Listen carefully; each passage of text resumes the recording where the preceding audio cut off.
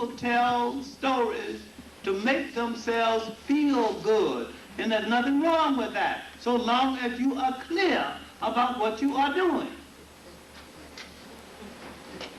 The Hebrews copied African stories to make themselves feel good and said that was us. Then we come down and believe it. When the story of Joseph and Mary, and I've personally seen it, in the Great Lodge of Luxor, was carved in stone. And the story existed 2,000 years before Abraham arrived. The story of Cain and Abel is an old African story, was an old African story before they got there. And there's a whole book of flood stories. Everybody, every culture has its flood story. Now, the Bible is not less a Bible and not less holy because it is part fiction, part history, and part folklore. It is still a book of inspiration. It is still a book of spirituality. And you can separate one thing from the other and keep it. I didn't say throw it out. I say understand it. I think you can get more out of it by understanding it. And what I'm saying is that the Hebrews copied African folklore and integrated African folklore into the book, but they personified it, saying this happened to us, when in fact it didn't happen to them at all. They merely said it happened to them. All right, now, when they had to face the Pharaoh, who knew not Joseph, and when he said, those of you who wish to obey African law may stay. Those of you who do not wish to obey African law will have to go. Those are the ones who left Africa. Now that's the origin of the essence.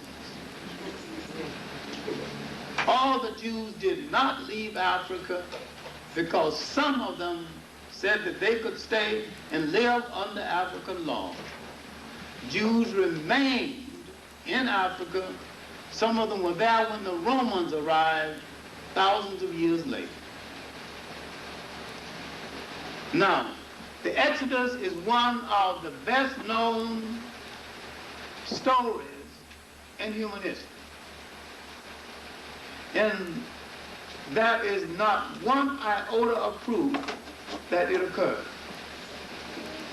The Bible is not less holy because of it, but this is a part of Hebrew myth.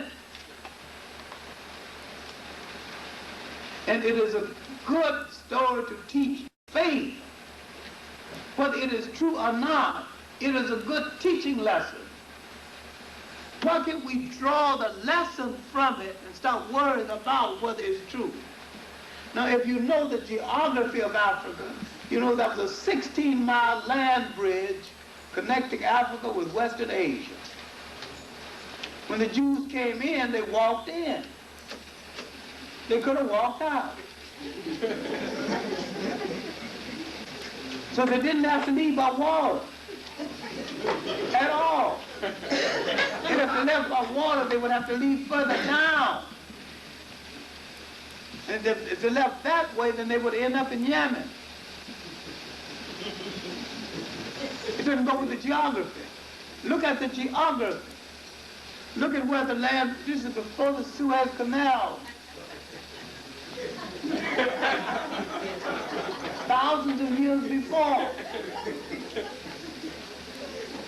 Look, the Christian story is one of the most beautiful stories in the history of the world, but you have to separate one thing from the other and keep the story. Don't throw out the story because it is mixed with a whole lot of things that are questionable.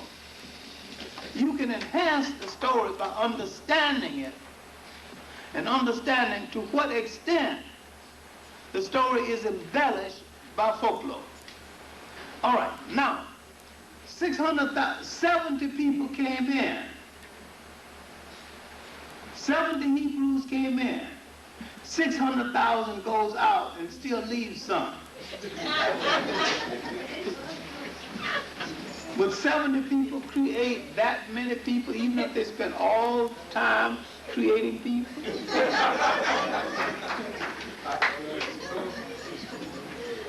So what we have here is that a lot of Africans, not ethnically Hebrew, became converted to the faith.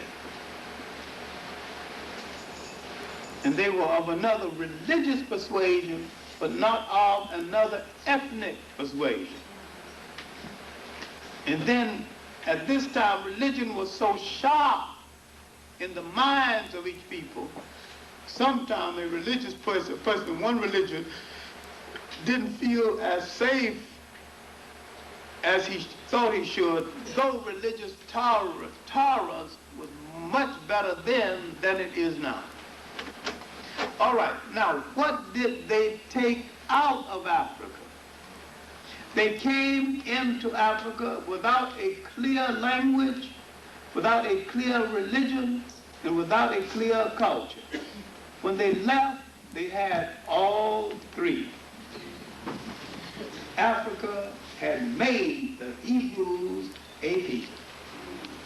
The early Hebrews became a people and entered history through Africa. And you do not have to argue about whether they were white, black, or otherwise. The only whites who entered the area were Greeks and Romans. Right. So now if you want to figure out where the white Jew came from, that's the problem. The European white Hebrew is nothing but a European belatedly converted to the faith. In the 12th century AD, there was arguments in Europe because the Africans and the Arabs were controlling Spain and the Mediterranean. There was arguments for whose fight you're going to join, the Arabs or the Christians. And there was a group of people who didn't want to join either one of them.